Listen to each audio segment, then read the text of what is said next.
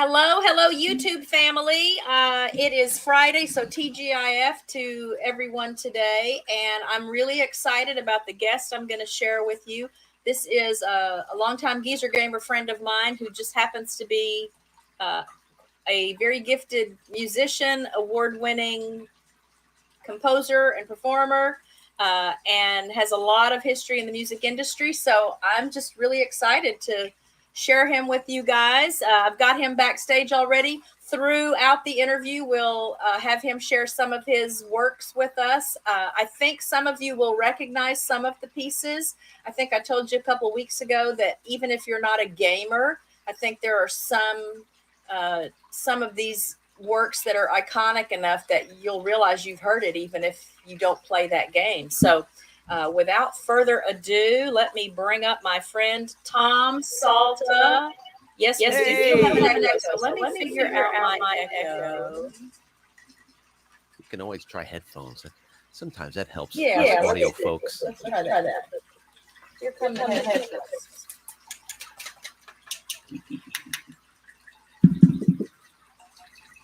The mysteries Yeah. of the audio chain. The only other thing I had was trying to figure out how to do a show.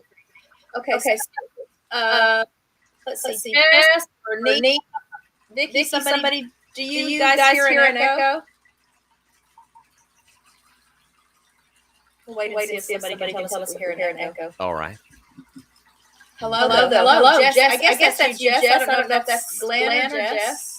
And I always figure it's Nate. It might be voice, but I know that's Dr. Lund that's here already. So let me know, guys, if this is okay. She says there is still a big echo. Do you have your speakers off? Maybe making sure that it could be an internal thing. Okay. Very strange. Wow, it worked fine last week. So let me get here. It always kind of tends to happen. It has a mind of its own. Okay. Echo is bad. So is there an echo now? Yeah. Hi, NY Mom. Tell me if there's still an echo because I've got my speakers turned off. The bad thing is I don't know if I'm going to be able. Oh, I'm muted. Did I mute myself? Let's go here. Let me go. Am I echoing too, or just Kathy?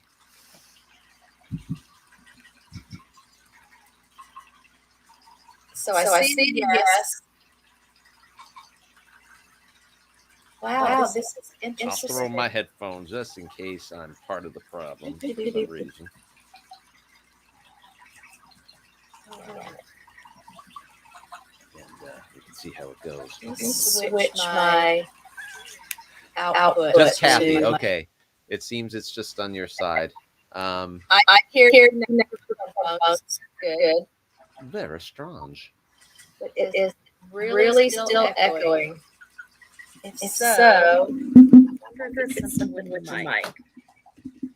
So well, then I'll just have to do a lot of talking, Kathy. So why don't you? Yeah. Why don't we just I can get a dry erase board or something. Write stuff down on it. Right. Text your questions, everyone. Yeah, I'm looking there at the you go. comments. There you go. And Yeah, then Kathy we'll will make keep it work. working on the.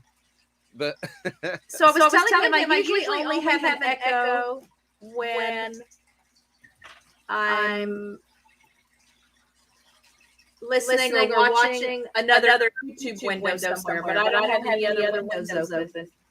So this is kind of annoying to not be able to figure out what it is. Oh.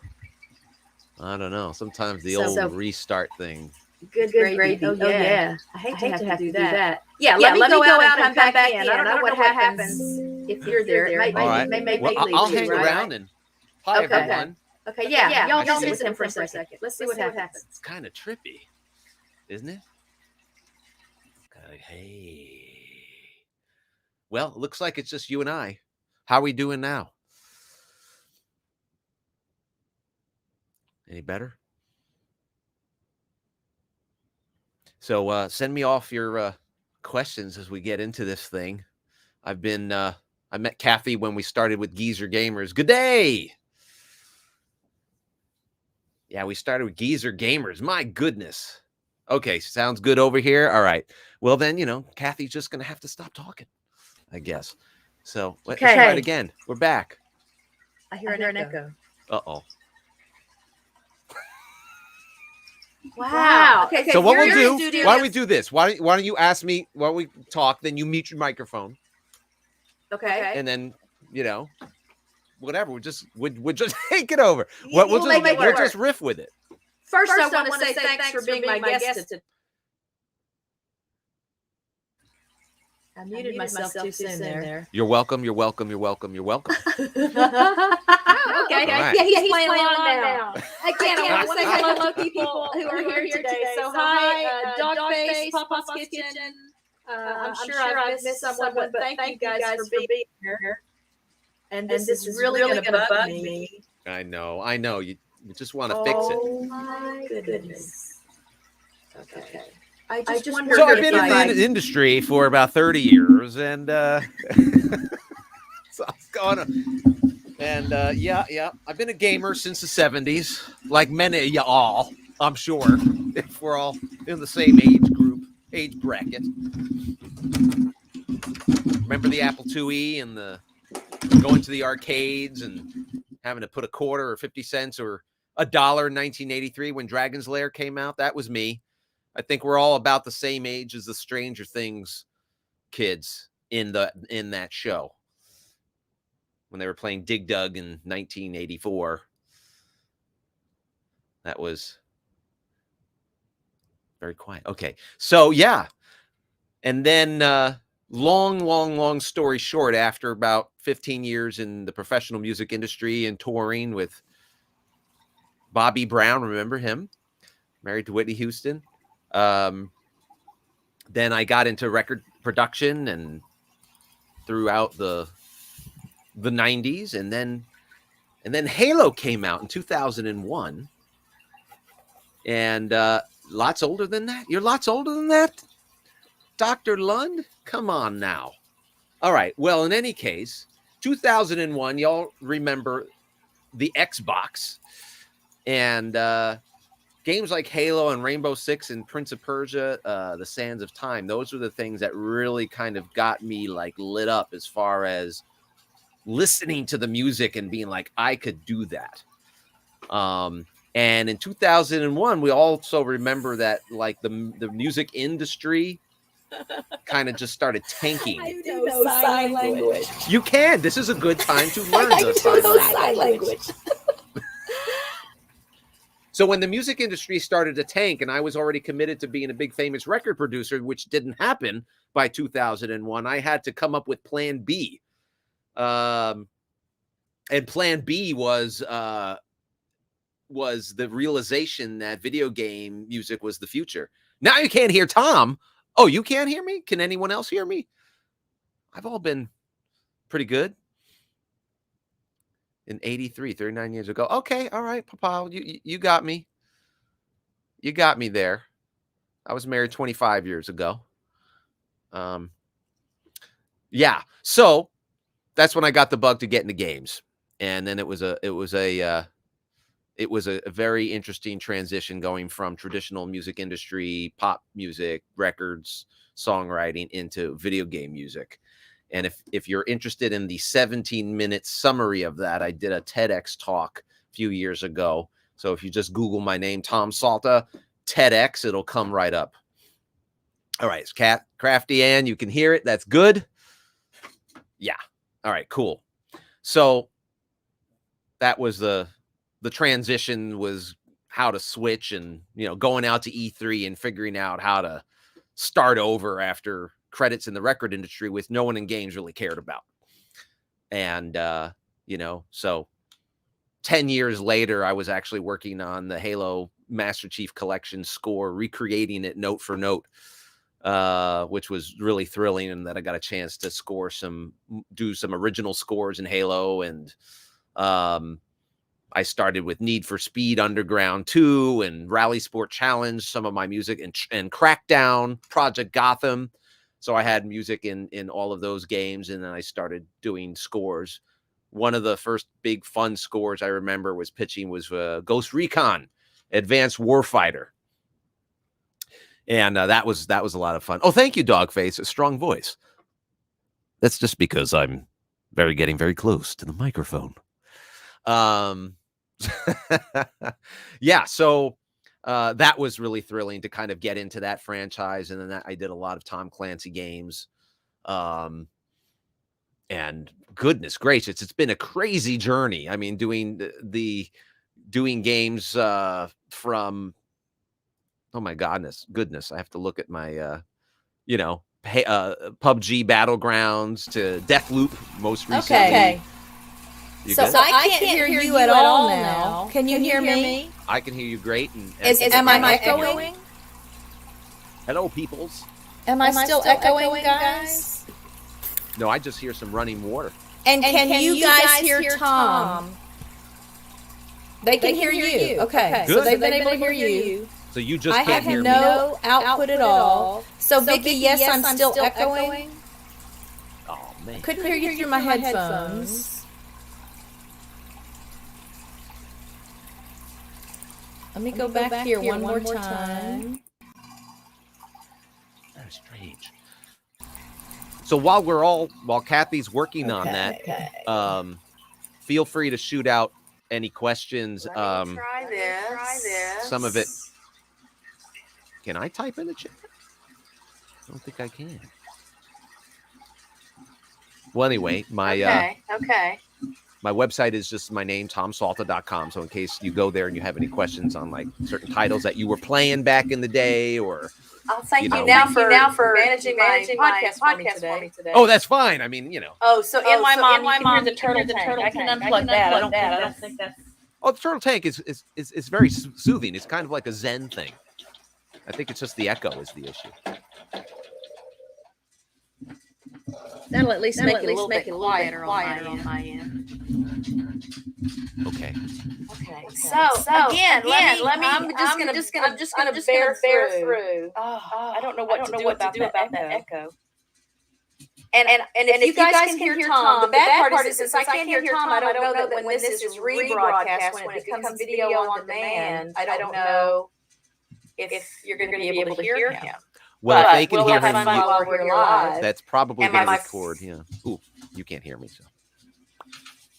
My first question for guests is always what motivated you to start your YouTube channel? Obviously, it's related to your music, but talk to us about branching into YouTube. Well, these days, YouTube is basically our own, television network. It gives us a chance to connect directly with our followers and fans and share a lot of fun content that you can't really share anywhere else. So, for me, my YouTube channel, even though I'm not super active on it every day, like a lot of, dedicated YouTube channels, I have everything there from, behind the scenes stuff to other videos to new things that I'm working on to trailers to game related things to soundtracks. So it just seemed like the best thing to do, to kind of, for people that want to learn more about all the things I'm involved with and, go behind the scenes. Cool.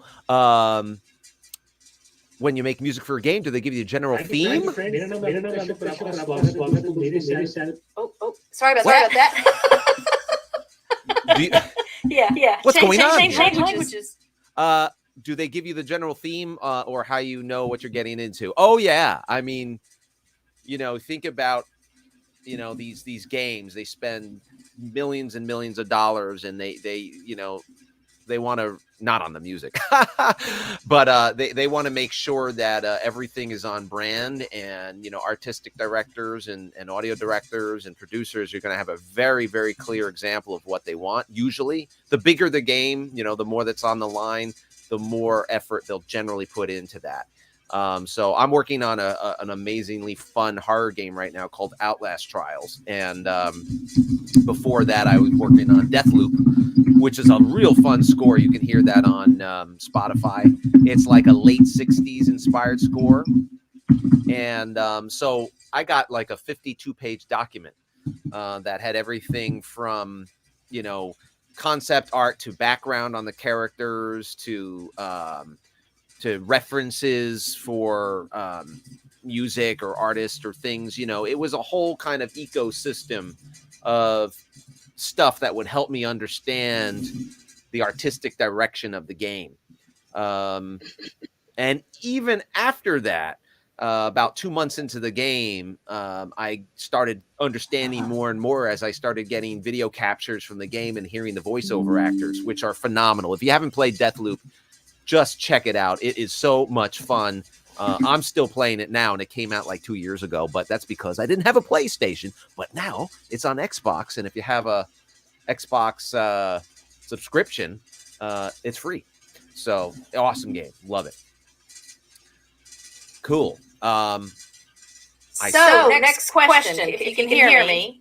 So I know what your day job is, obviously, but what do you do in your free time when you're not writing music or brainstorming about writing music? Do you have free time? I have to make free time. I think these days the tendency for everybody, no matter what you're doing, is we always have to be productive, right? And it leads to burnout. In fact, I've become probably very close to an activist in the area of health and wellness and mental health and things like that. And so free time is something that we actually have to create.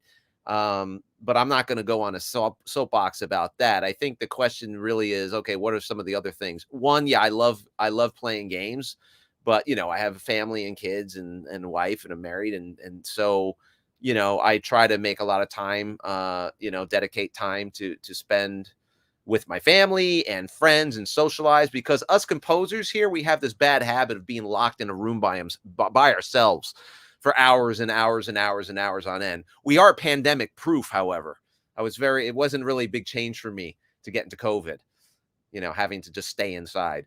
But that being said, one of the side gigs that I started 2 years ago, which just came to fruition 2 days ago, was a big software product that I released for musicians who use Logic Pro. It's called Auto Bounce, and it actually has been a dream come true for me and everyone else that uses Logic. It's an automation tool, actually, that saves us the time from doing all this repetitive exporting and saving of all the layers of music, which can take hours and hours and hours and just needless, mindless, repetitive work. So we just released it. It's called Auto Bounce, and so far it's getting a lot of worldwide attention. So we'll see how that goes. But I did that just because I needed it. It wasn't because I wanted to stop doing music. So anyway, yeah. All right, cool. Thank you, Dr. Lund. Psychology. Yes. It's really important. In fact, I did give there's a talk on YouTube. Speaking of YouTube, if you type my name and you say mental survival, it'll come up. I have a mentally surviving the long game talk, which a lot of people from various walks of life have written to me and said they loved it. And I did it right in the middle of the height of the pandemic. So it might help some folks. All right. Next question.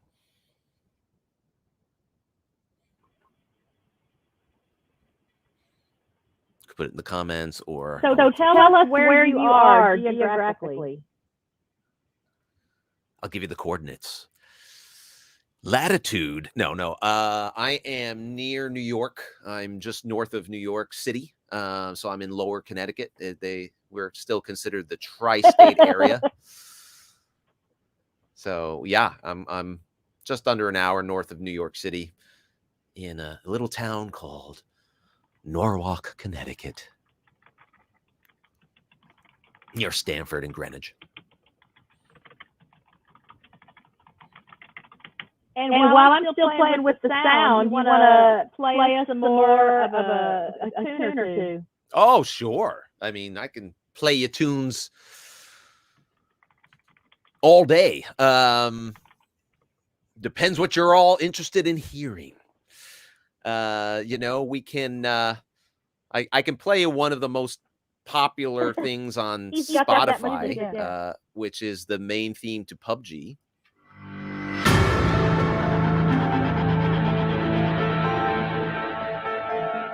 We'll play the whole thing.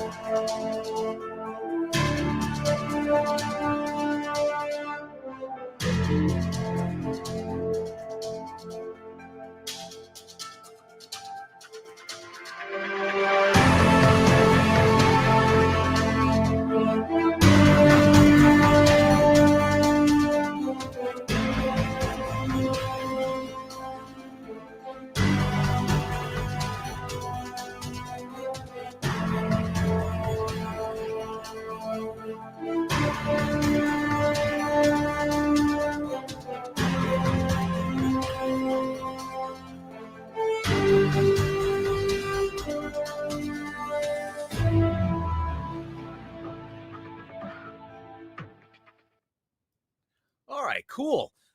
Just to give you an idea. Again, that's all on my Spotify channel, so just look me up and it's there. Cool. I'll go. What work am I most proud of? Jeez. I try to avoid using the word proud. I guess just the connotation it, you know, it's kind of like saying, which child are you most proud of? I'm proud of them for different reasons. You know, yeah, there are some highlights. I mean, there are some things that I remember along my musical journey that were major steps forward for me, perhaps, or happy accidents, you know, or things that went beyond my, well beyond my comfort zone. I think a lot of those things I tend to be most proud of because they showed the most growth. So, you know, like, going back, I remember, I was asked by Ubisoft to do a game called Red Steel. It was a launch title on the Wii. And, actually that year, because it was one of the few titles that actually existed when the Wii came out, Game Informer, was it? Or IGN gave it best score. Oh, the best score award over Zelda Twilight Princess. And I was like, am I going to get in trouble? It's like, is someone going to come and kill me from Nintendo? I mean, that's blasphemy, you know, but it was so exciting just to see how well the music resonated. And I'm mentioning that because that one really got me out of my comfort zone. For example, the audio director asked me before I got it, he's like, hey, Tom, have you ever done Japanese music before? You know, and I'm listening and stuff. And I'm like, I learned early on in my career to always say yes and then figure it out later. So I'm like, yes. You know, we didn't have Zoom back in those days. So I could kind of just, you know, with the phone, they wouldn't see my look of panic. Long story short, even after this crazy description talking about choral, you know, ancient sounding like Shogun Japanese choral mixed with you know, Led Zeppelin drums mixed with power, you know, electric violin and all this kind of stuff. I was like, all right, let's do it, you know? And so one of the pieces I remember really was so much fun, and it sounded a little bit like this.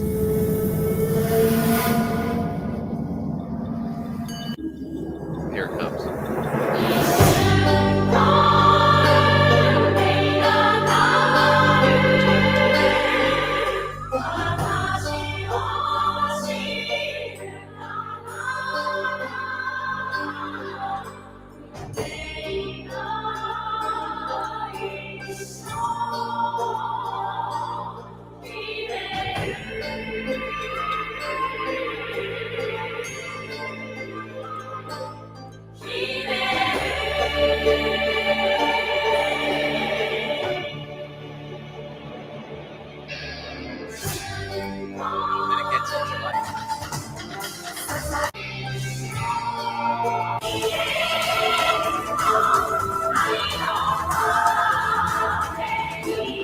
And things like this, like.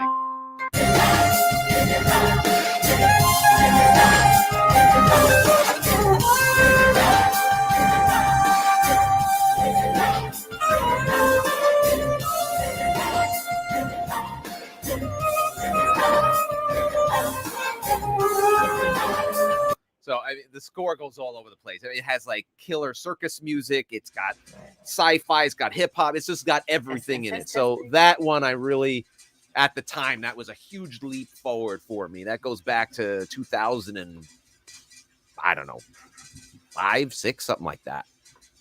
You know, but all the things. I mean, the Halo, some of the original Halo stuff that I did was really satisfying to hear. You know, even though it was never really good enough for me. You know, but one of the themes, which is this choral theme, which I'd love to play you, it's called Legacy.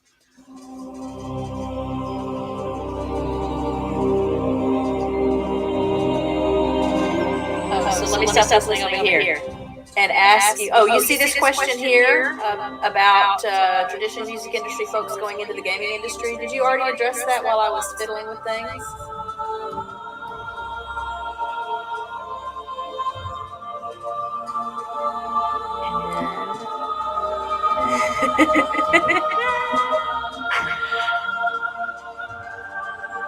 So I saw a question too from Dogface regarding how you know, what do you know about a game before you are tasked with writing the music for it? Yeah, that's similar to a question or the question that I answered earlier on, which it does vary. You know, so for example, on one extreme, you know, they'll send me with lots and lots of documentation and pictures and captures and storylines and, you know, everything that they possibly have. They'll just dump everything on my desk, so to speak, you know. And then the other extreme is, you know, like for Tom Clancy's H.A.W.X, I got a spreadsheet that said Battle 1, Battle 2, Battle 3, Battle 4, Tension 1, Tension 2, Tension 3. I mean, it was literally, I had to make this inspiring score to a spreadsheet. So it does vary. Yeah.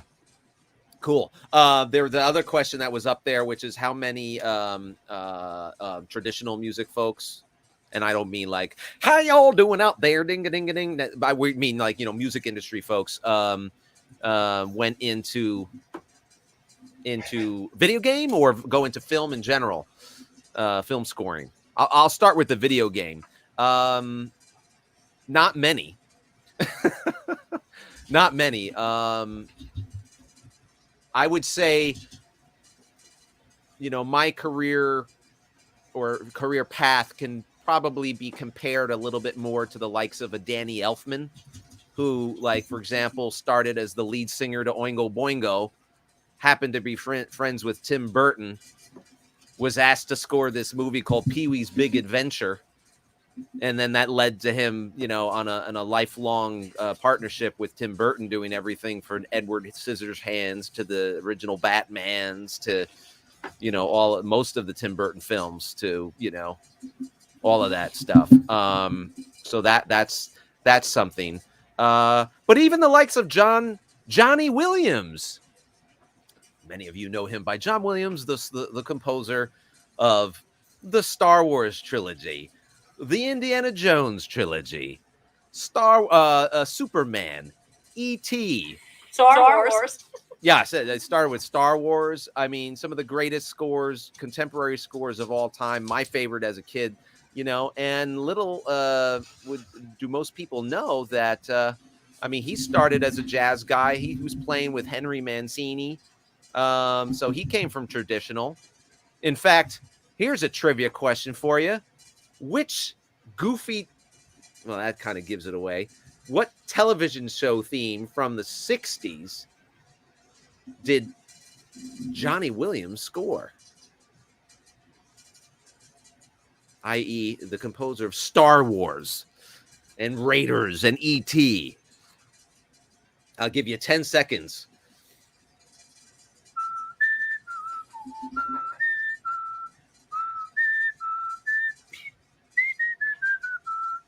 Okay, fine. I'll give it up. Gilligan's Island. And I have a huge lag because I'm having to listen on YouTube. So apologies. Yeah. So, yeah, I mean, you know, even Hans Zimmer, who a lot of people might know, very prominent, you know, contemporary day composer, known for, you know, doing music for, you know, whatever, everything, Inception and, Pirates and lots and lots and lots and lots of stuff. Dark Knight and whatever. I started with The Rock. That was one of his big films. He came from traditional music too. In fact, what classic 80s music video was Hans Zimmer actually in? No one's going to know this. Dun, dun, dun, dun, dun, dun, dun. Ready? Video killed the radio star. Video killed. He's like a keyboardist in there, standing back. Anyway, so it's interesting, the paths that some people take. So anyway, all right. Do I create music for YouTube channels? Yes, for the right price of $1 million. But I haven't done that at all. But hey, you know what? I have no pride. I'll for the right price, I'll do music for a private party. So anyway, next question.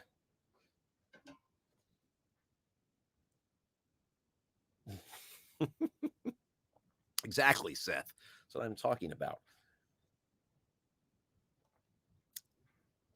Oh, wow. Bob Denver was from your home state of what? Crafty Ann.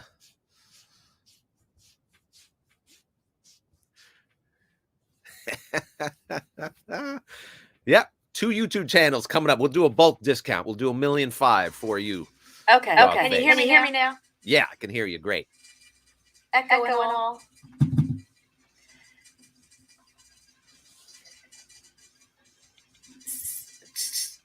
So tell me about some of the famous musicians you've worked with. I want you to do a little horn tooting because you want me to do some name dropping? Part of the fun. Some name dropping? What you can do with your All talent. right. I should just go in there and take the things off the wall and start showing you like the records. Let's see. Back in 1990, what was it? 5, 6, 7. I worked with Cher. I worked on the Believe album, actually. Yes, go figure.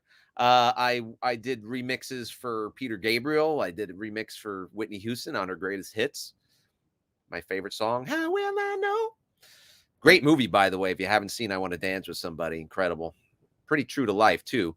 Bobby Brown. I didn't do any music for him, but I did tour with him for years. So do I take 1 million sheets of paper? I'm not sure I understand that question. Sorry, it went over my head. So yeah, I remember I did a remix for Amy Grant back in the day. It was a Christian song that she did. Let's see. Goodness gracious. My goodness. I worked with Drew Hill back in the day. I worked with Mary J. Blige. Actually, I toured with her. She opened up. Actually, Mary J. Blige was opening for Bobby Brown. Sorry. Yeah, back in 1991. Go figure. Remember TLC? Yeah, they toured with us. Shabba Ranks. Shabba. He toured with us. Yeah, this is craziness. Who's ringing me on my phone? I don't know. Manchester, Connecticut. Excuse me. Let's see. What other names? My goodness. I don't know. That's all that comes to mind, I guess. Name drops. I know. I was asked for it, Seth. It's kind of lame for me to do it, but, you know, I can go to my credit list, but that's kind of boring. It's all on the website, for gosh darn it. Well, actually, it's not all. But, Okay, so I'm wondering if your master class yes, the master class. kind of along the lines of what Dogface is talking about here. Watch you do what you do. Oh, yeah. I would have to pay a couple of beers. Yeah, that's what Patreon channels are for. I used to kind of have a Patreon channel and kind of just like leave the camera on in there. Well, actually, I didn't. I was thinking about doing it. I did have a Patreon channel, but I use that. I actually do some master classes and I teach some mentees and some students who are more like masters, post-grad students who are really passionate about it. And I kind of find them various places, around the world. And I enjoy that outlet because I don't have the time to dedicate myself to a job at a university or anything like that. So I do private teaching. As far as doing what I do, yeah, I mean, if you kind of want to get a sense, like the closest thing to do what I do is go to tomsalta.com and click on the masterclass thing. And I do have some masterclasses there. I wouldn't expect anyone here to buy it unless you want to get into video game music. But if you do, that would be what I would insist you study, because it's basically me teaching how I would train someone personally on how to do what I do. And then my YouTube channel, there probably is some fun things there. And hey, if you want to see some stuff that's not available, write me. I'm very easy to find. TomSalta.com. Just tell me what you want to see. I'm always happy to share. Yeah, on YouTube, there's a lot of fun. I did a video behind the scenes for a bunch of things. Outlast Trials, I was doing behind the scenes and how I was kind of coming up with the theme. I did Killer Instinct Season 3. We did some fun behind the scenes videos for that. So yeah, it's all there. Yeah, check it out. Thank you, Dr. Lund. It is. It's different. It's unique. And, you know, I think no matter what you're doing, if you have a passion for it, it automatically becomes fascinating. Let's see if it's time for me to jump in again. TV. Dance it out. Dance it out. You've done some other TV stuff that maybe I don't even know about. I mean, I've had some obscure TV things. Most of my TV has been licensed music. So, you know, my stuff has shown up on tons and tons of television shows that I don't even know about unless I read the royalty reports, you know. I mean, I've heard my music on everything from the Olympics to, you know, Monday Night Football to, I don't know, goodness gracious, a lot of reality shows and documentaries and, you know, but as far as like scoring a TV show, no. The one thing that I did score, actually, it's on Netflix. It's called Halo: The Fall of Reach. It's an animated movie. It, you know, it's pretty good. It's pretty good. I wouldn't say it's, you know, based on fan responses, I don't think it's one of the favorite things in the franchise, but I think it's cool, especially if you appreciate the book The Fall of Reach, which goes into the origin story of Master Chief. So the story is really, really good, and I scored that, and it's a fun score. I really enjoyed it. Okay, so beyond music, do you like to travel? Do you have pets? I know you have a family and kids, and if you want to put in a plug for your boy out there in Vegas, oh yeah, cool. Do that. Yes, I do love to travel. I think everyone should travel. I think it's a wonderful thing for us as people. It gives us a different perspective on the world.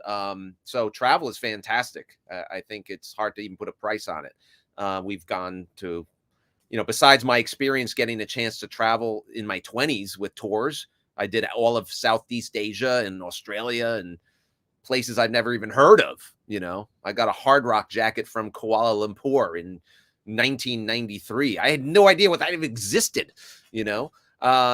So that's always great. And then when, you know, later in my life, when I got married, we went to Europe and Italy many times, and Germany and Switzerland and London and Puerto Rico and Colombia and Dominican Republic and Hawaii and, you know, St. Martin. I don't know, you know, yes, traveling is a lot of fun. And it gets me out of this room.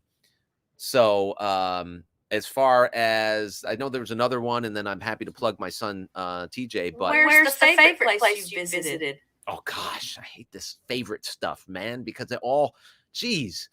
I mean, I love everything. I love Disney World. God, a favorite place. I mean, there's some places that are just, to look at it, it's just so beautiful. It's like, I just want to stay here and look at this. You know, Italy has a lot of that for me. But even the United States does. I mean, I still haven't seen a lot of the national parks.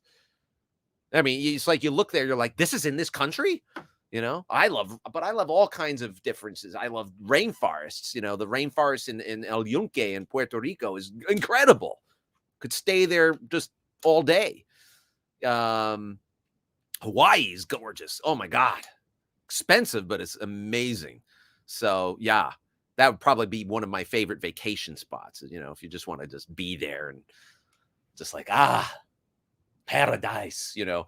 Hawaii. Okay, definitely. and I interrupted you when you were going to tell us about TJ. TJ is my eldest son. I have 2 sons. TJ is this is a flex here, as they say, these kids today. He's the youngest magician on the Vegas Strip. 21 years old. He is the magician at Cirque du Soleil's Mad Apple show. So we're just so thrilled for him that he found a passion so suddenly and early, and at age of 16, and within 5 years he's on the Vegas Strip. I mean, it's just like, even for him, you know, it's working really hard. It's not easy. It's a lot to navigate and figure out at 21, just coming from, like, you know, living with college students and then being in Vegas.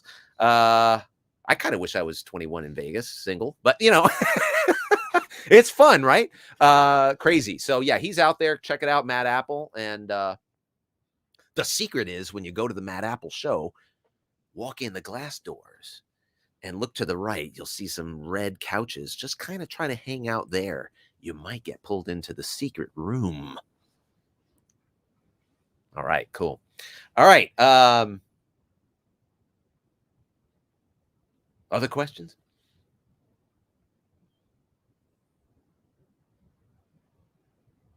Oh, and I don't hear you. I'm sorry, Kathy. You'd have to unmute. You can also type it. Okay, so before I let you go, this has nothing to do with music or YouTube. You're stranded on an island. Yeah. What 3 things do you want to have with you? Ooh. Okay. Well, goodness gracious. Let's see. Some really good books. Probably have a Kindle, because this way I kind of put a lot of them in there. I need to create music. I just need it. It's like what I do. So I'd love to have some kind of music making way, you know, not thinking about the electricity, maybe a solar powered laptop and a, you know, USB keyboard, and so I could hear it and just kind of do that. And man, I don't know. What else do I want to have with me? An endless supply of food. Comfortable bedding. I really don't know. It's just, goodness gracious, man. Okay, so I want to thank you again. I told you I'd keep you about 45 minutes. Sorry, part of that was taken up by sound checks and problems on my end. But now I know I've got homework to do to get this fixed before the next show. Yeah. And for David, Auto Bounce. If you have time to tell him a little bit more about Auto Bounce, he is also a musician, pianist. Well, very gifted person. So Auto Bounce is a dream come true for anyone that uses Logic Pro, basically. So I don't know if you do. If you use Cubase, they recently kind of added some features that do what Auto Bounce can do. But Auto Bounce is something that does not that allows Logic Pro users to do something you could never do, which is automate the process of running stems, multitracks, and mixes. A lot of people are like, I don't know what he's talking about. The quickest and easiest way to check it out and enjoy some of the videos I put together is just go to autobounce.com. It's actually auto-bounce.com. A little dash in the middle, or you can just Google it. And I do some really fun demonstrations of it. And it's pretty amazing because, you know, we talked about me being stuck in this room all the time. The last thing I want to do after working on music all day and then wanting to just get out and socialize or spend some time relaxing is sit here and name a bunch of millions of files, wait for them to bounce one at a time, and, you know, and then put them all in folder structures and stuff like that. This will automate that process. So I can just kind of set it all up and say, okay, I want this piece. I want all these tracks. I want these mixes. I want an instrumental. I want this. I just want this alt mix. And you set it all up and you just go bounce and you just get up in it. It's like a robot is taking over your computer, and it's amazing. Yeah, thank you for subscribing. Yeah, it is kind of embarrassing because I don't spend time. I haven't actually had an active channel. So you know, a lot of people are like, my God, you should have like 1 million followers. Thank you. You know, I guess it's just been dormant and I got to pay more attention. So thank you. Welcome numbers 772 and 77.3 and who knows. But yeah, the more activity I start to have there and the more things I put there, I'm sure that'll be growing. But write me and let me know what you want to see and how I can make your lives more fun. Take us out with one last piece of something. I wish I could have found that Marine Corps commercial. You scored music for a Marine Corps commercial, and I couldn't find it anywhere. I wanted to share that, but okay. If you've got another work to share with us before I let you go, that'd be great. Yeah, musical, not a video, right? Let's see. Yeah, I do. Yeah, the Marine Corps, I did a lot of their stuff, the recruiting. And then I did a lot of the PTSD commercials after the war was over. Go figure. So, my goodness. Let's see. Yeah, Deathloop. Okay, I'm gonna play you the theme, or at least a bit of the theme to Deathloop. Okay, so here we go.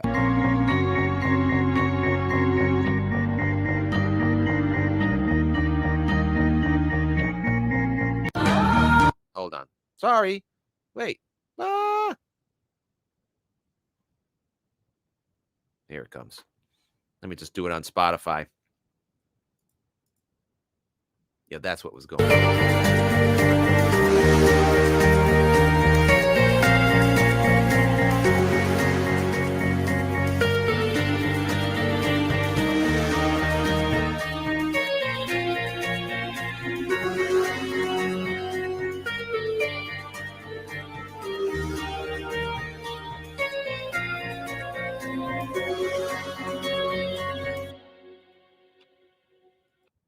Anyway.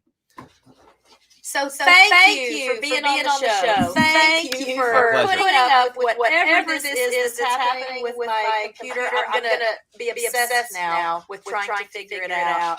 I do want to encourage you guys to check out Tom's work. Follow him on social media. Listen for news about him. I'll have some more stats and things to share about Tom once I turn you loose here. But this was a treat for me, aside from this technical issue that we're having. Glad to be here. Thanks, Kathy.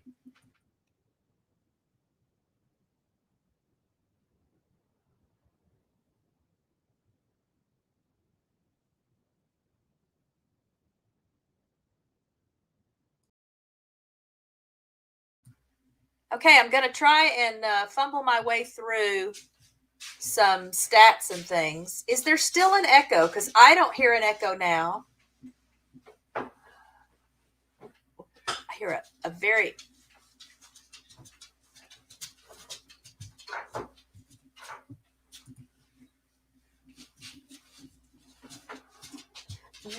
No other tabs open. That's what my first thought was, is because that's happened before to me. I used to have a YouTube window open on another on the other desktop, so that I could just monitor the stream and make sure that it was running smoothly, and that's the first thing I thought, but that wasn't the case today. All right, good. So no echo now. So I know we've turned Tom loose already, but I wanted to share just to give you an idea of just how amazingly talented he is. I'm going to share my screen. I'm going to just go through the credits page from his website.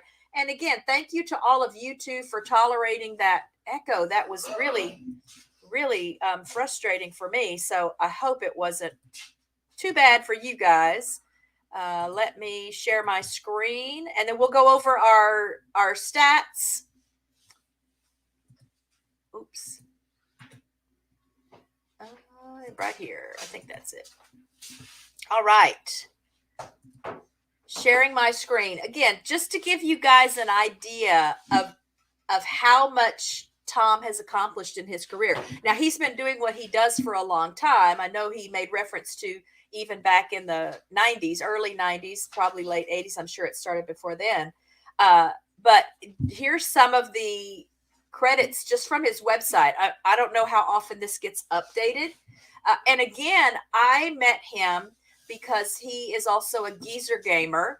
And so when Halo 2 came out and Xbox Live became a thing, I met Tom. Tom, his gamer tag was at the time at least T-Bone. He'll always be T-Bone to me. And so we spent time gaming together, playing Halo. And I didn't know at the time what he did for a living. So it was just over the course of time, getting to know him and spending time together, that I learned that he had written so much of the music for so many of the games that I love. So anyway, so these are just the games, as you can see. And then here's some information on the TV and film work that he's helped with. Let me take some time too. I didn't do all of my hellos like I like to do, just because that echo was so bad. But let's see who I might have missed. So Seth the Welsh, thanks for being here. Crafty Annie. I will check to make sure I don't have drivers that need to be updated, but I think there was something just about my system and his system that was not playing nicely, because now I don't hear the echo, and I think you guys say you don't hear the echo. Dogface, I think I said hi to you. I hope I did. Bud Files, hi Joe and Sue, how are you? I think I saw Rebecca Touched by Yarn. Hi Lit Real Red, how are you? Multi Hunter Nick, my neighbor friend Nick, how are you? Junkyard Gamer. I'm just scrolling through my chat, y'all, and if I miss you, I apologize for that. P-Hop, hello P-Hop. Hey, Betty J Gathers, thanks for being here today. David Hunt, yes, I knew you were here because I was put that question, or that question for you up there. I hope that information helped you. I don't know anything about that stuff, so Nanny B, hi, thank you. Dave Plouffe, how are you? Thanks for being here today. I'm just scrolling. Wow, I've missed a lot. And then Kevin, I saw Kevin at Tuber Chat. If you guys don't know about Tuber Chat and you are a content creator, you need to know about Tuber Chat. All right. So, anyway, so yeah, TV and film, and the trailers that he's worked on. And then these are his records and artists that he's worked with. But again, I know him most from gaming. I mean, that's how we met. And now that I, know that he writes gaming music, I like to keep up with that. He just does amazing work. Again, there's a Ghost Recon. I don't remember which one it is. I think one of the pieces he just played for you guys was from the game I'm most familiar with, the Advanced Warfighter, GRAW, Ghost Recon Advanced Warfighter. Love that game as well. I think Richard and I have even played that one together before. I think there's a co-op on that game. But so I wanted to toot his horn a little bit and just share again some of these his amazing history, his amazing talent. And this was me looking up stuff to see what was going on with StreamYard. Let's go ahead and spin for our channel of the week. Then we'll go over our member channels and previous guests on the show. We'll go over some stats. And then I'll do just a little handful of Did You Knows and On This Day, because that's fun for me. But let's do channel of the week to get started. And see who comes up. Again, if you're new, these are just the channels I subscribe to, except for all the Eagle channels. RB Story, Ronnie and Brittany, so they were guests on the show. Wow, that's probably been 3 or 4 months ago now. But that was a fun time too. Hey, Dogface, I'm gonna put my Xbox gamer tag in the chat. This is my Xbox gamer tag, guys. So any of you that are Xbox people, feel free to send me a friend's request. I don't do as much gaming as I wish I could do. I don't do as much gaming at all as I used to do.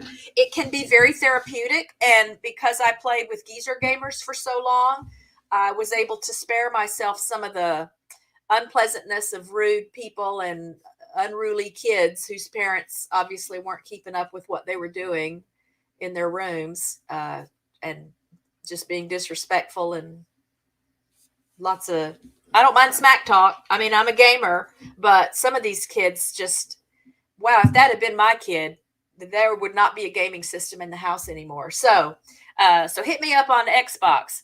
Now let's look at our stats for subscribers. I mean, for guests on the show and channel members.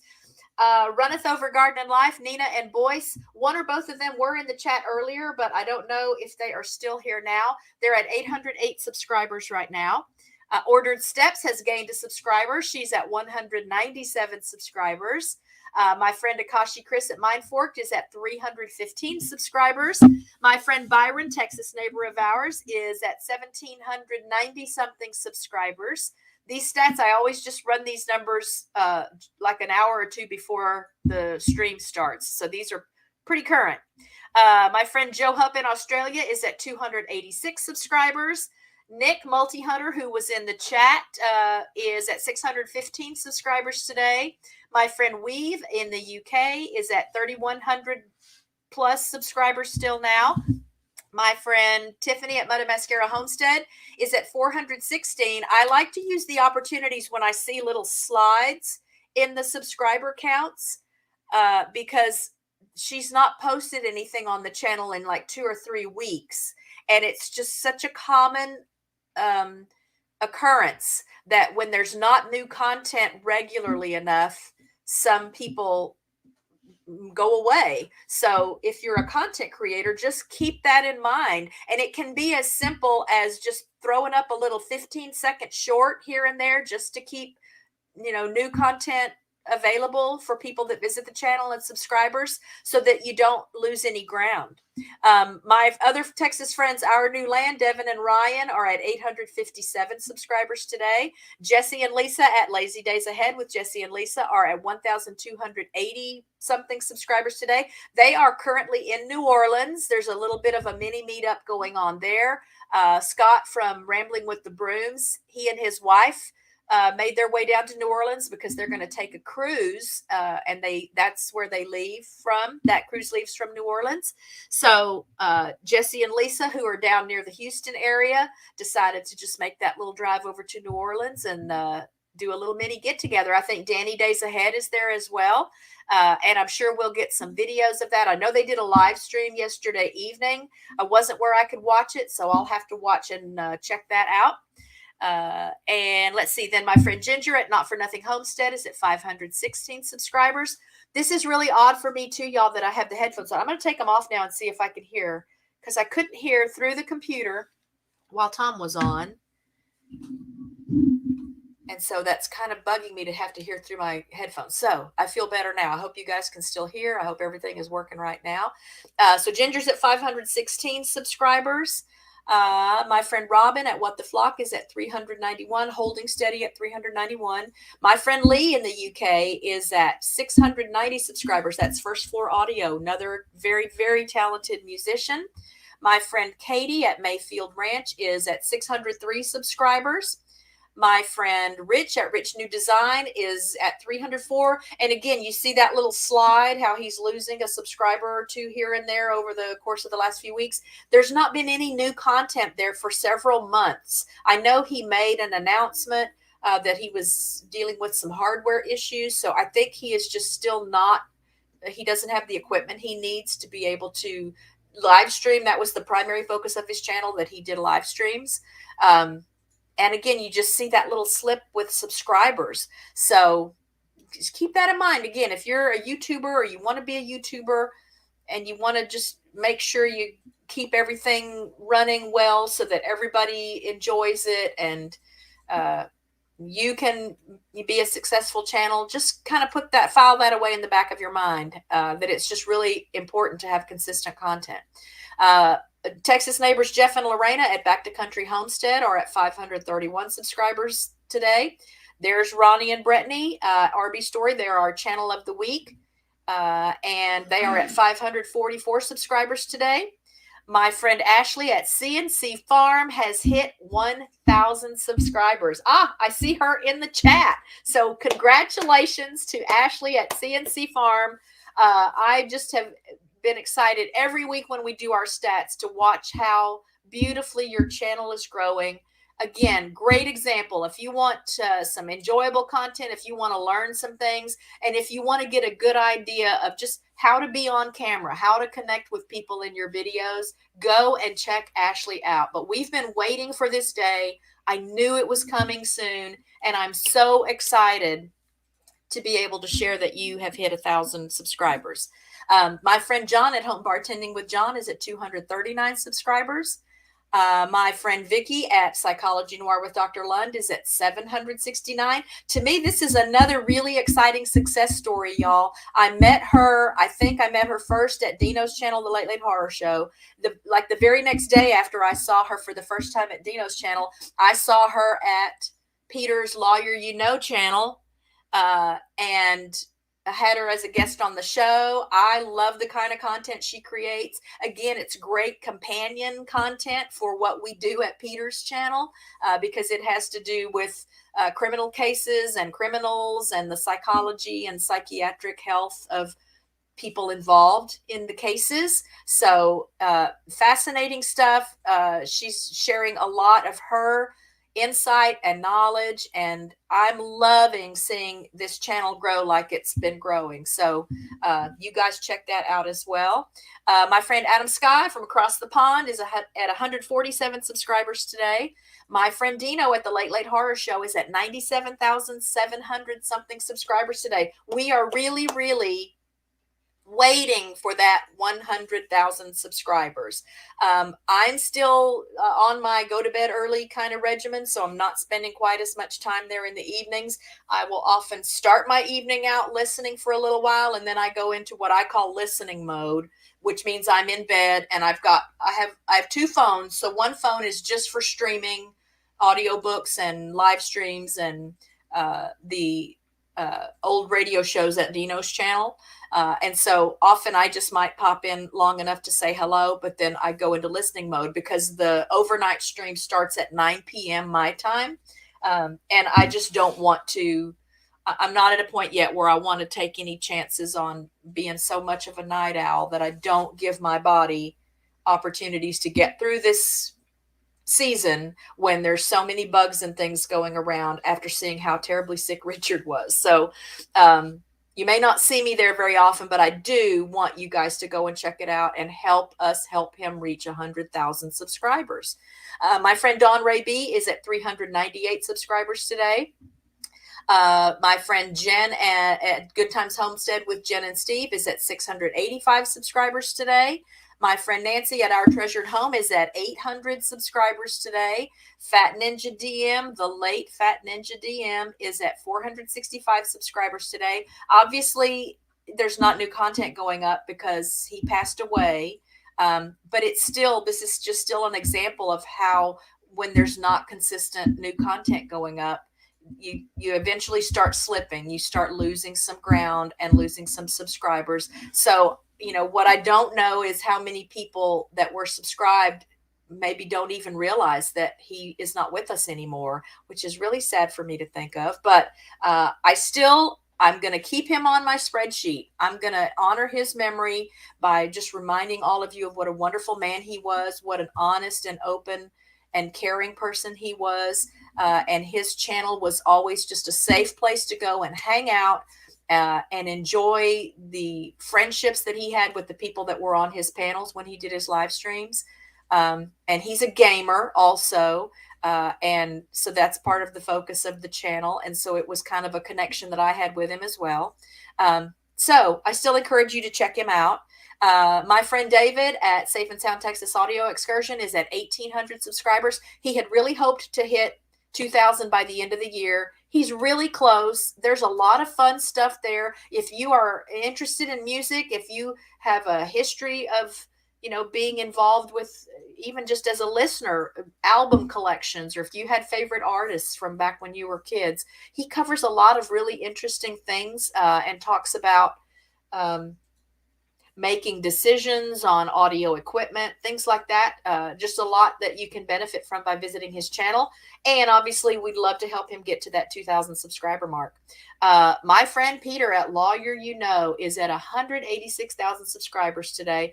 As you can see, he gained 10,000 subscribers just in the last week. Part of that has to do with just the content that he's sharing. There are a lot of crazy, interesting, fascinating, horrible cases in the news right now, and he's covering a lot of them. And when I say covering them, he's an attorney, and so he gives us insight and a legal perspective, a kind of a behind the scenes of what's going on with these motions in the court and affidavits and evidence and things like that, things that I would not know about if I had not found his channel to learn about it. So it's very interesting. He's a great teacher. He's a great leader. He has a wonderful community of chatters.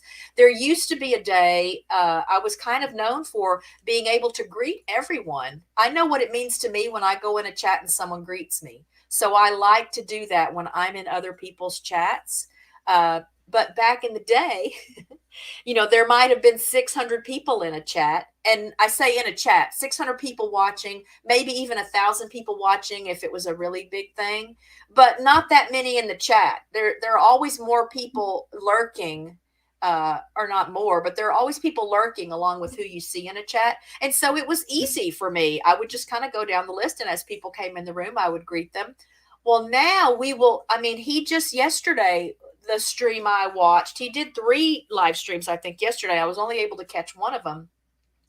There were like 13,000 people watching, and there had to have been like 3,000 people in the chat. So it's getting to a point where it's really hard for me to say hello to everyone. That means a lot to me, but I'm going to have to either go easy on myself and not feel like I should try to do that, because I end up missing a lot of what's being discussed in the chat because I want to be able to say hi to everybody. So I'll have to get better at just blanket hellos for everyone. But again, great channel. Hello, John at Pedrosa Travel. Good to have you here today.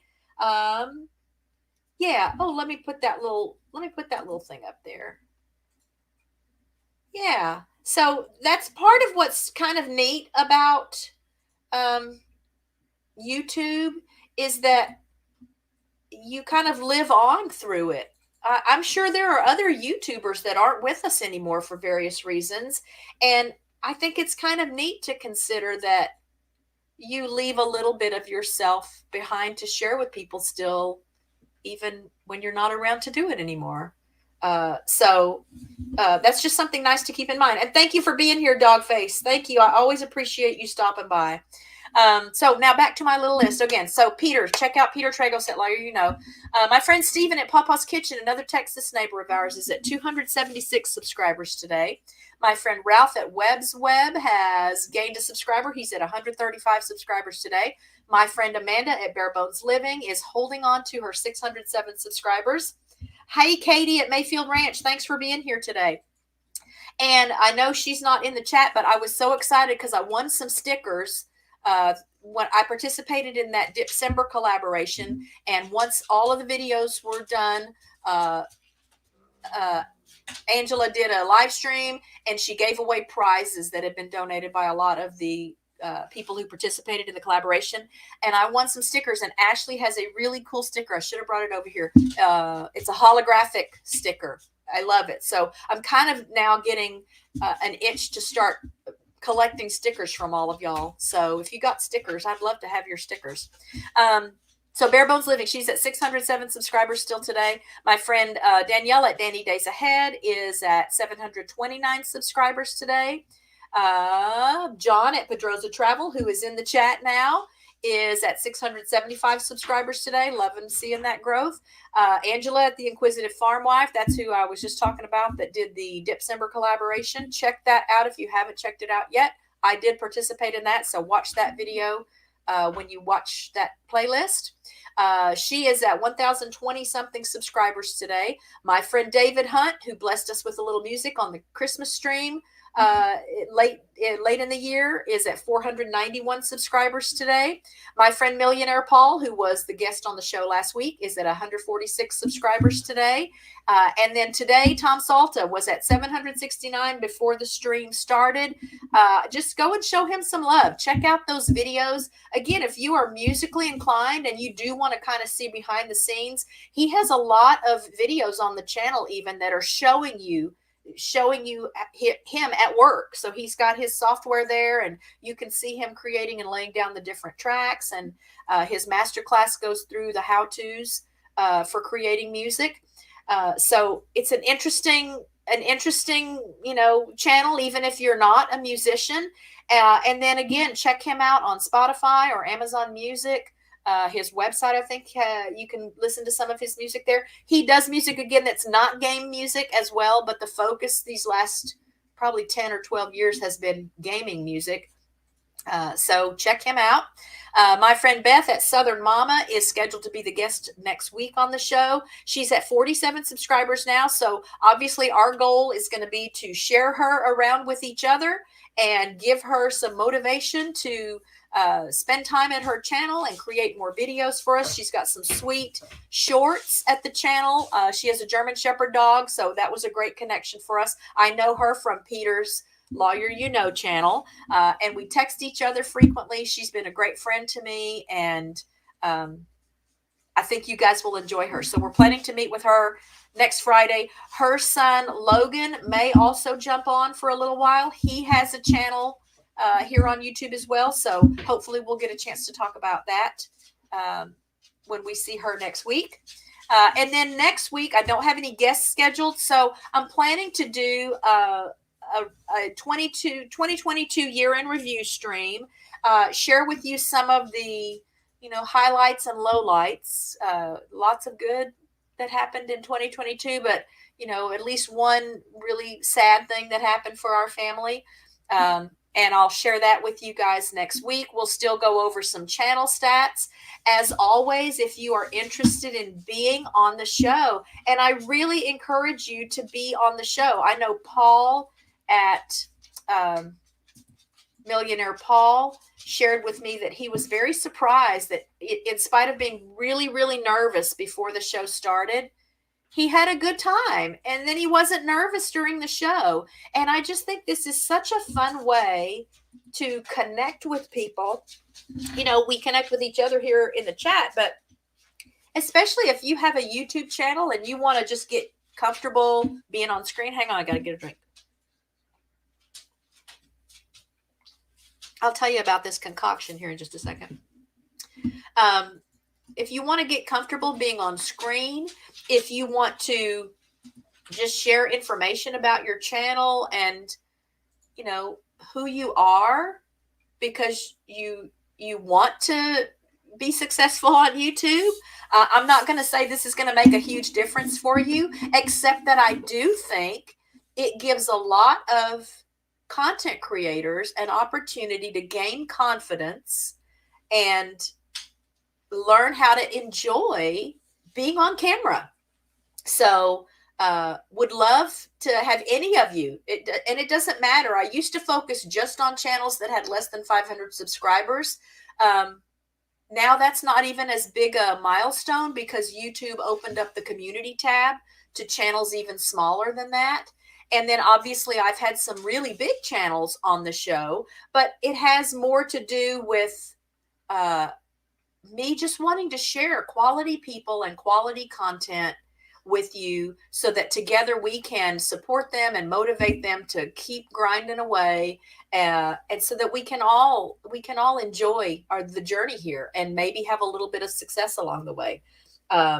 So let's see. Let me get to, I'm looking at your comment, Ashley. And let's see. I don't see that you've told us. If there's a channel, give me a name, Ashley, and I will put a link in the chat. And then also, so Ashley, yeah, give that channel this email address. Have them contact me. I'd love to have them. Flannel Hill Farm. Let me find that.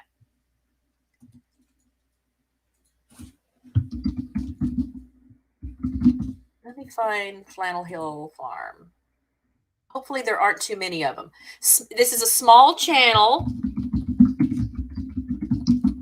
According to Ashley, this is a small channel. We all start out as small. So I see 99 subscribers. I'm betting that's the one. Let me share the link in the chat here.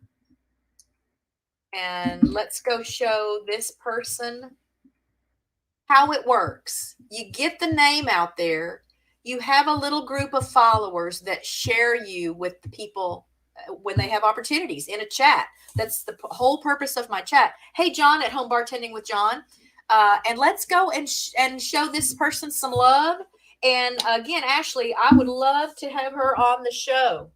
Let's get her on the show and let people meet her and see what kind of a,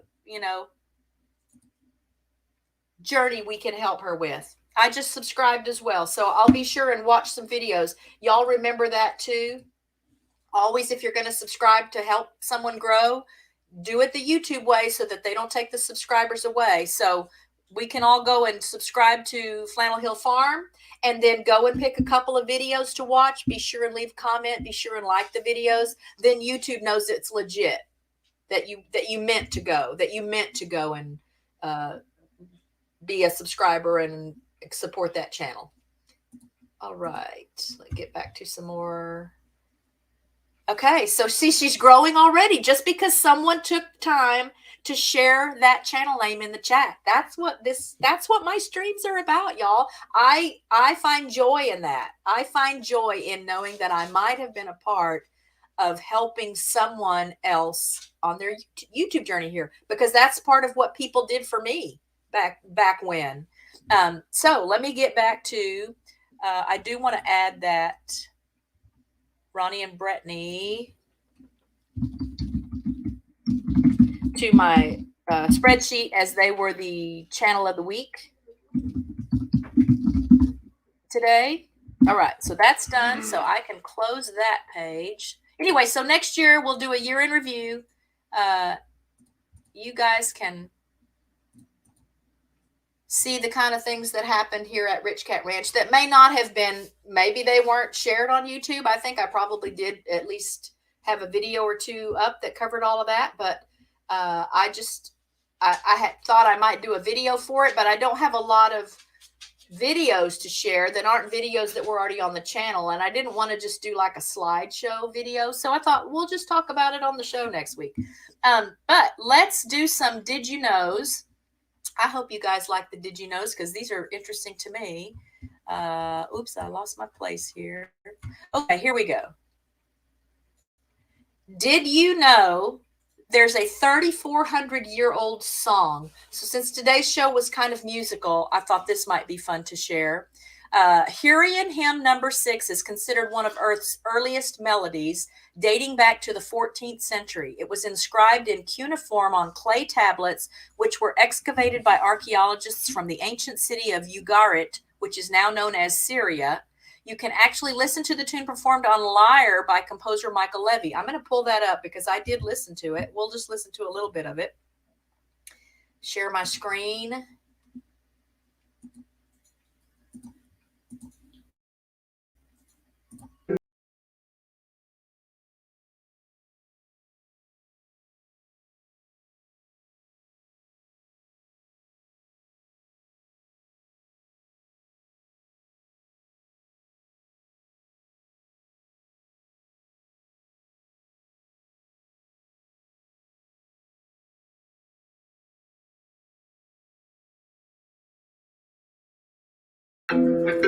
I just thought that was really neat. I thought that was really neat. A 3,400-year-old song.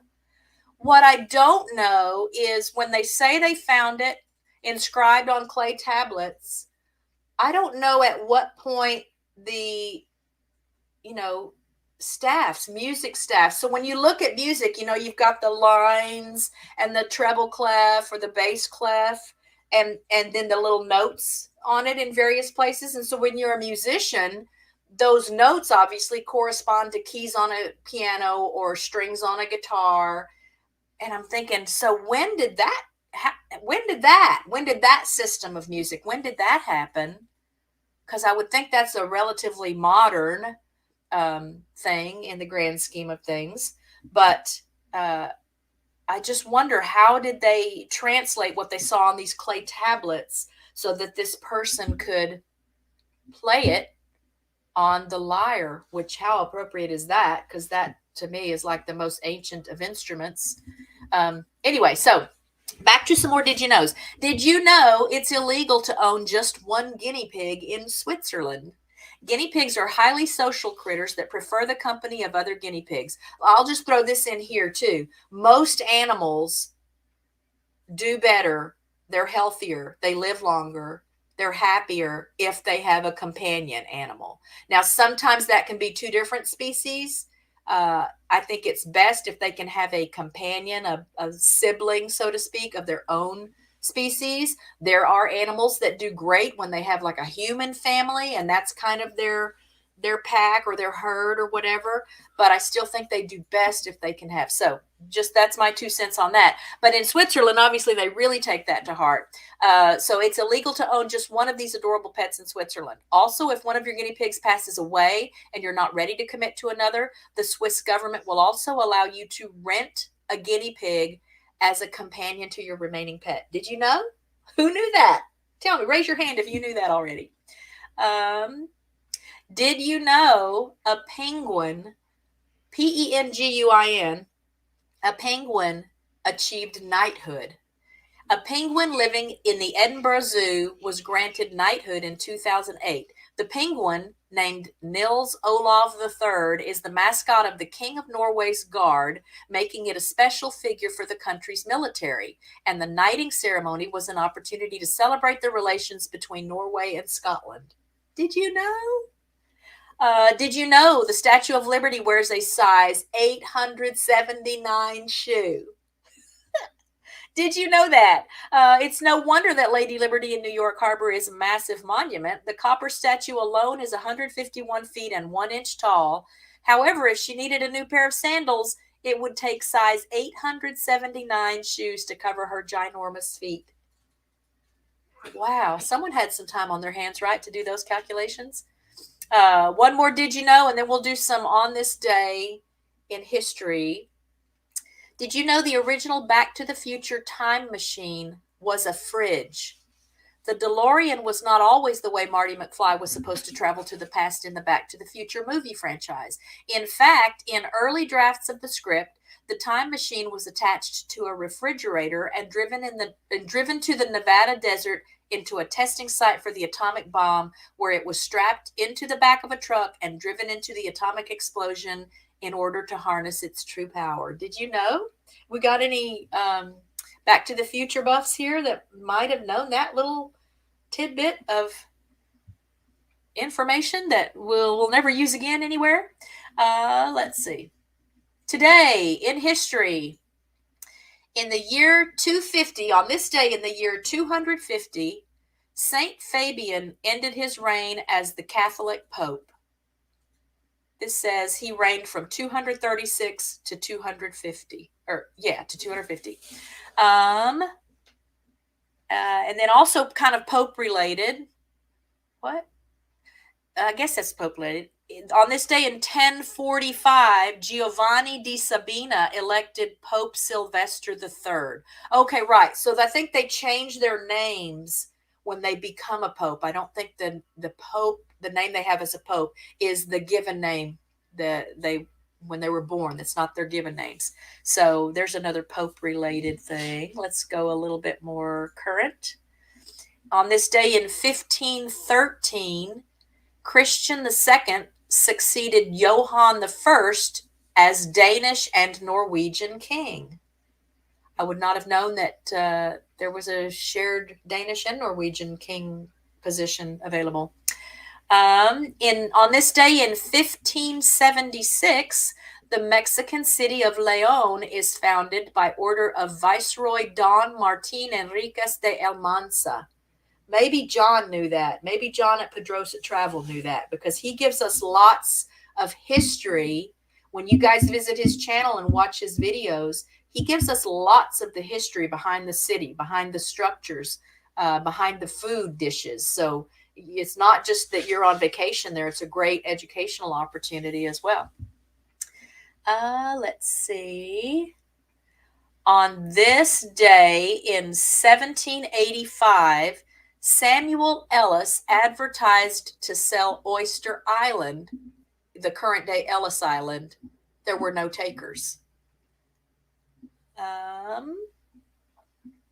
On this day in 1801, John Marshall was appointed U.S. Chief Justice.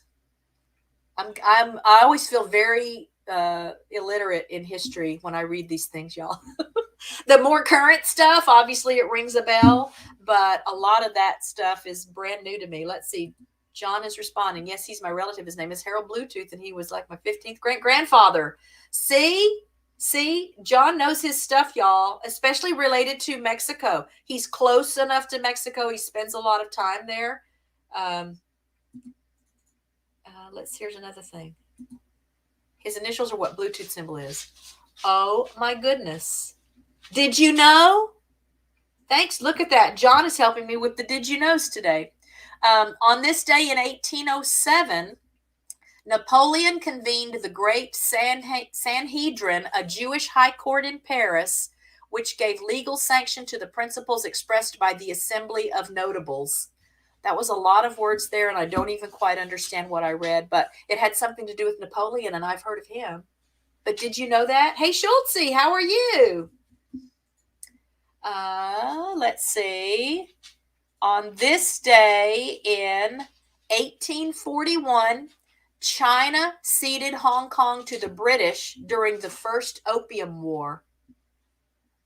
I don't know why I thought it was more recent than that. Again, I'm going to look really historically illiterate here. On this day in 1868, the Florida Constitutional Convention met in Tallahassee. And then on this day in 1869, Elizabeth Cady Stanton became the first woman to testify before the U.S. Congress. How funny to even consider that would be a big deal. We take it for granted now because women can do whatever. And it's great to sometimes have these reminders that it wasn't always like that. So that was a historic on this day thing for my little list here. On this day in 1883, Billy Barnes took a hat trick, England versus Australia, at the Melbourne Cricket Ground. Now, I know hat trick, I thought that was a hockey term. So I don't know enough about cricket at all to know what that means, but I know that's a big deal.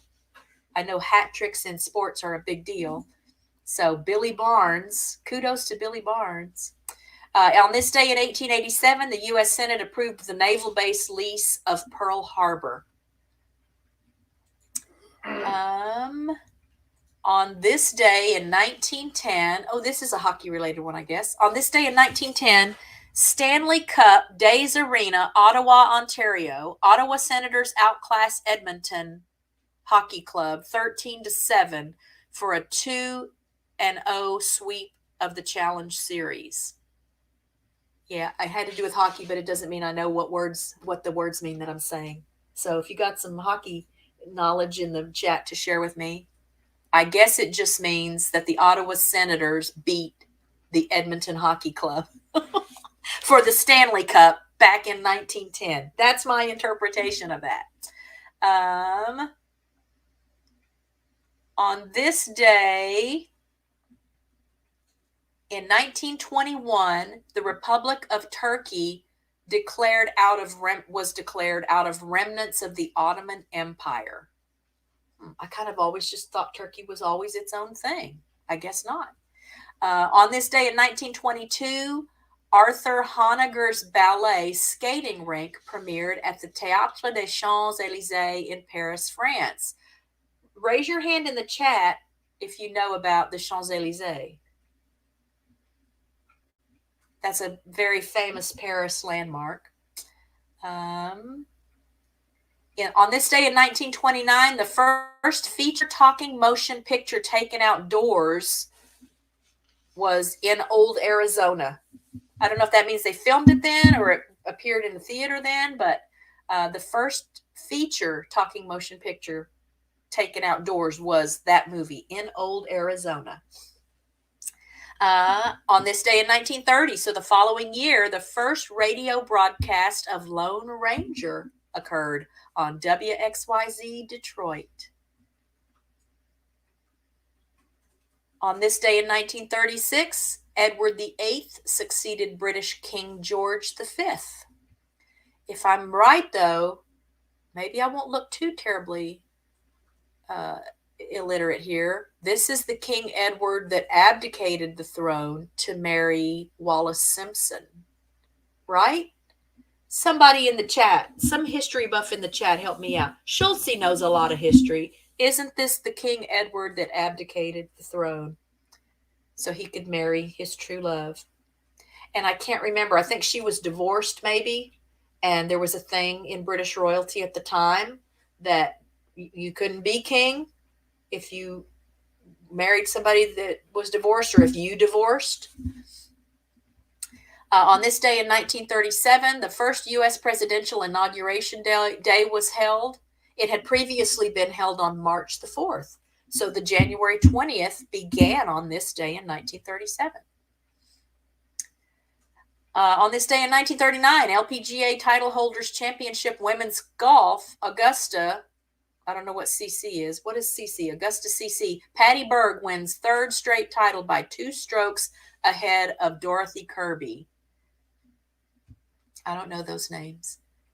I did see, oh my gosh, what was his name? I was at the Colonial one year, and one of the players hit a hole-in-one. I saw that. Now I feel bad that I can't remember his name. I'll have to look that up. Okay, so yes, here's John telling us. Oh, Country Club. Thank you, John. There's another John telling us that CC stands for Country Club. And then, yes, John at Pedrosa Travel is saying you could not be married to a divorced lady and still be king. So he abdicated so that he could stay married to her. Let's see. On this day, in 1945, Franklin Delano Roosevelt was sworn in for an unprecedented and never to be repeated 4th term as president. Did you know? These go hand in hand, don't they? These on this days and the did you knows? On this day in 1949, the first inaugural parade was televised for Harry Truman and was watched by 10 million people. That's a big deal back in 1949. On this day in 1949 also, J. Edgar Hoover gave Shirley Temple a tear gas fountain pen. Did you know? Let's get a little more current. On this day in 1956, Buddy Holly recorded Blue Day's Black Night in Nashville, Tennessee for producer Owen Bradley. Rest in peace, Buddy Holly. On this day in 1958, a group attempting the first surface crossing of the Antarctic joined up at the South Pole. Would you go to Antarctica if you could? I would. Here's some more info. See, great history. Great history from Pedrosa Travel, y'all. All right, so on this day in 1961, Democrat John F. Kennedy, the youngest elected president of the United States, is administered his oath of office at his inauguration by Supreme Court Chief Justice Earl Warren. And Robert Frost recited Gift Outright. Wow, that's pretty cool to have Robert Frost do a recitation at any event, right? And let's see what else we've got. Let's get more current. And on this day in 1968, Peggy Fleming was the U.S. female figure skating champion. A lot of sports stuff. That's funny. On this day in 1973, Richard Nixon's second inauguration as President of the United States takes place in Washington, D.C. I guess we all know how that term turned out. On this day in 1978, Columbia Pictures paid $9.5 million for movie rights to Annie. That's a lot of money back then, y'all. So yeah, I'll go with you, John. I'll go. Yeah, we just gotta cover the cost there, but I don't know. There's just something very intriguing and almost supernatural to me about Antarctica. I'd love to go. On this day in, let's get to like the 90s. Let's jump. On this day in 1991, U.S. Patriot missiles began shooting down Iraqi missiles. On this day in 1994, the British comedy 4 Weddings and a Funeral, written by Richard Curtis, starring Hugh Grant, premiered at the Sundance Film Festival. Raise your hand if you've seen that movie. On this day in 1998, Warner Brothers TV network begins Tuesday night programming. Also on this day in 1998, Dawson's Creek, created by Kevin Williamson, starring James Vanderbeek, Katie Holmes, and Joshua Jackson, premiered on the WB in the U.S. Wow, that show is that old. I'm looking for something that's not. There's a lot of like movie and music stuff on this particular day. All right. On this day in 2021, U.S. President Joe Biden signs 15 executive orders on his first day in office to rejoin the WHO, the Paris Climate Agreement, revoking the Keystone XL pipeline and mandating masks on federal properties. And then in this day on 2022, 19-year-old aviator Zara Rutherford became the youngest woman to fly solo around the world, landing at Kortrijk Wevelgem Airport in Belgium. Anybody know how to say that? I should have looked this up before I shared them with you. 19 years old, flew solo around the world. Wow. So there's some on this days. There were some did you knows. We did our channel of the week. We're all going to go and visit Flannel Hill Farm. Ashley, what is the Flannel Hill Farm's content creator's name? Are you still here? Let's see. Maybe it's in the about thing. It's not, but they are in Southwest Missouri. Homestead channel from Southwest Missouri. Hey, Urban American Homestead. Let's see. Did I miss anyone else? I think I greeted everyone. So again, major thanks, major kudos to all of you for tolerating the echo issue I had while Tom was on. That was really stressful for me. And I was listening. I did open another channel after a while, or open another YouTube window on the other desktop after a while, because I wanted to hear his answers. So I'm glad you guys could hear his answers. And obviously I'll just have to go back now and watch the stream, because until I thought to do that, I was just watching him on the screen here, the StreamYard page, to wait and see, does it look like he stopped talking? Has he stopped talking now? So that I could either answer another question or put up a question that you guys had put in the chat. But I'm encouraged now that it's not still happening. So just like sometimes, I don't know if you guys have ever used like voice over IP phones. Sometimes you'll call a number and it just absolutely can't connect. You just can't connect. You can call it from your cell phone. You can call it from your house, but you try to call it from that voice over IP phone at the office or whatever, and it just won't connect. So I'm thinking maybe there was just some weird thing going on. When he and I were visiting before the stream started, so we weren't live yet. I just bring us up onto the screen kind of in the backstage area, and there wasn't a problem. Oh, was there? Yeah, there was still a problem with the echo. But I had hoped that maybe it would resolve itself then once we went live. But it's all good. And I hope you guys enjoyed him. I'm like hungering for go and just listen through his playlist, because just some really good stuff. And again, if you're ever out in Vegas, check out his son TJ's show. That's remarkable. But obviously the apples don't fall too far from the tree in the Salta family. And if you missed it, hit me up on Xbox. Maybe I'll play a game with you. I'd like to get back into that. Again, it's a great therapeutic break from reality. I'm sure I'm really rusty, but I'd love to maybe get on Xbox Live with you guys. You know, there's chat there. You can do chatting with people. I know there's even like video chatting, but I don't think you can do that while you're playing a game. But you can talk. I wear my little headset, and you can talk to people that you're playing with or against if you choose.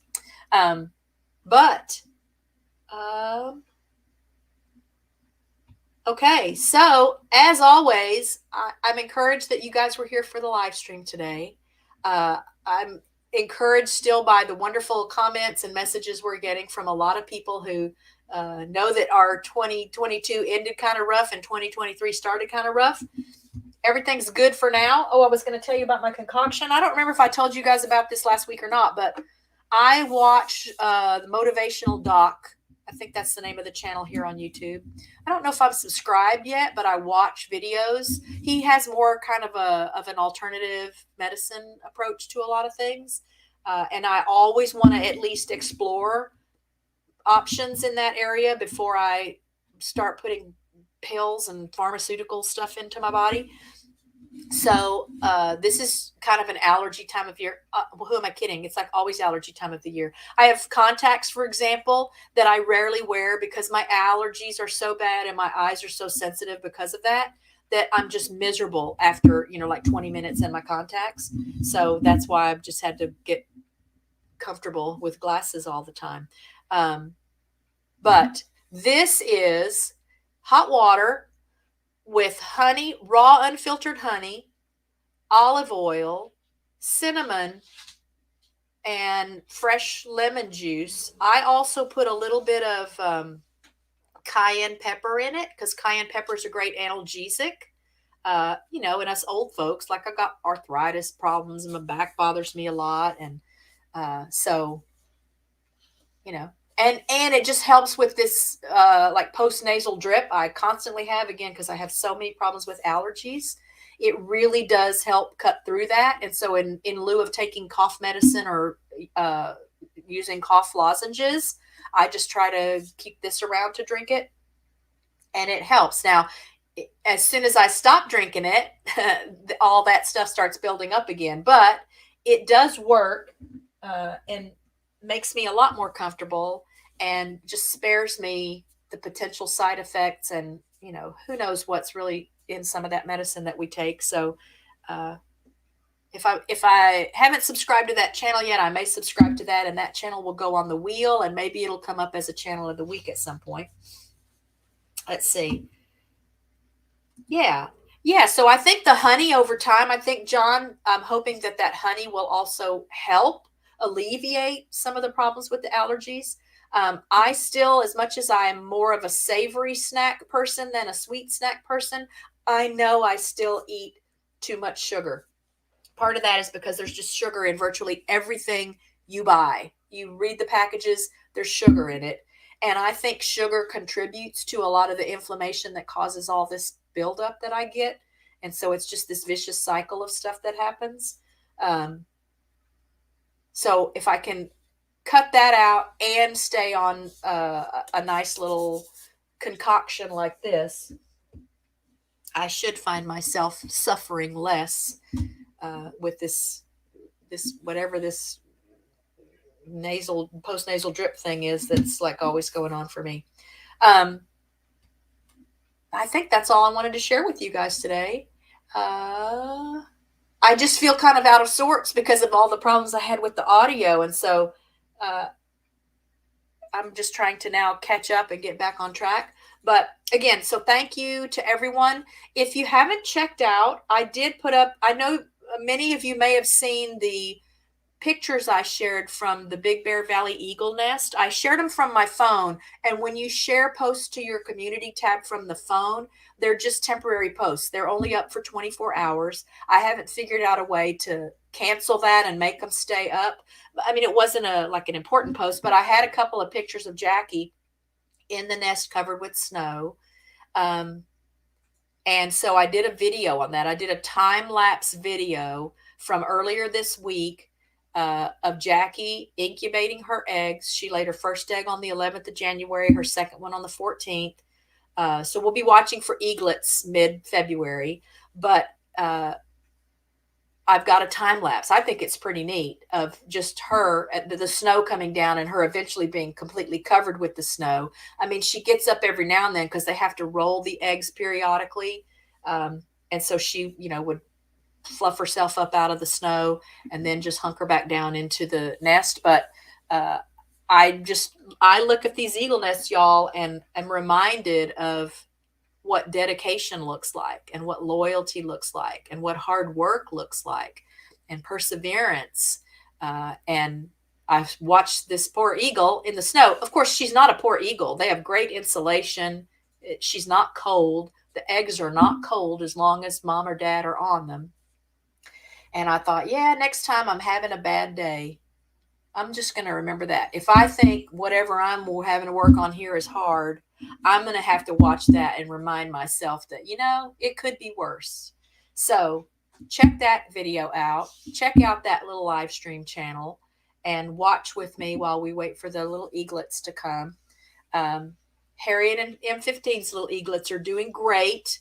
They're just the most amazing eagle parents. They're my favorites. I don't feel bad to tell you they're my favorites. But Jackie and Shadow at the Big Bear nest that's been covered in snow all week, they're my second favorite. They're very close behind. And I don't even think it's that they were the second nest I discovered. It's just a neat nest. It's a neat couple. They've had lots of heartache at their nest, partly because of this weather. I often wonder, why does she lay her eggs now instead of laying them later, kind of like the British Columbia nests? Because I watch a bunch of British Columbia eagle nests, and they won't even lay their eggs till March or April because it's too cold. So I kind of wonder, why does Jackie lay her eggs so early in the season when it's still so dangerously cold? Because they have lost some eaglets because of the cold, and they've had eggs not hatch, could be because of the cold, but they've also had eaglets hatch, so it can be done. And it's just a great little reminder of the wonder of nature and how eagles have lots of things they can teach us. So I'm rambling on and on. Thank you guys for being here. Thank you for listening. Thank you in advance for going and showing Tom some love. I've known him a long time. Like, he's a personal friend of mine. I've known him a long time. And I think he's the first personal friend that I knew before YouTube that's ever been on the show. So this was so fun for me. It would only have been better if we hadn't had that dang echo, but I hope you enjoyed it. I'll look for you next Friday at our 2022 year-end review stream. If you want to be on the show, please send me a message. You know what? I mean, at this point, you don't even have to be a YouTube content creator. Maybe you have a home business. Maybe you're just a musician or an author, something that's not even YouTube related. I'd love to introduce you to people and interview you here on the show. So I do still have a lot of emails out. Got a couple of people that I touched base with at the end of the year last year that just need to wait until things kind of wind down. It's busy seasons for them. So I'm hoping to have them on in the weeks coming up. But I've got plenty of spots to fill. I'd love to fill them with some of you. So send me a note. And as always, if there's anything else you need to visit with someone, if you need, just somebody to encourage you or coach you, send me a note. I'm here. I'm willing and able to do that for you. And I'd love to have the honor of doing that. But have a great weekend. I hope you're safe and warm and everybody in your family is well and happy. And again, we're really close to 2,000 subscribers. I'll just give myself a shout out as well. So thank you for those that share the channel out and share these streams out. I'd love to hit that 2,000 mark. That's just an exciting number to me. And that does it for today. All right. Be blessed. I love you all. See you next week. Bye. I'll leave the chat open a little bit so you guys can say your farewells.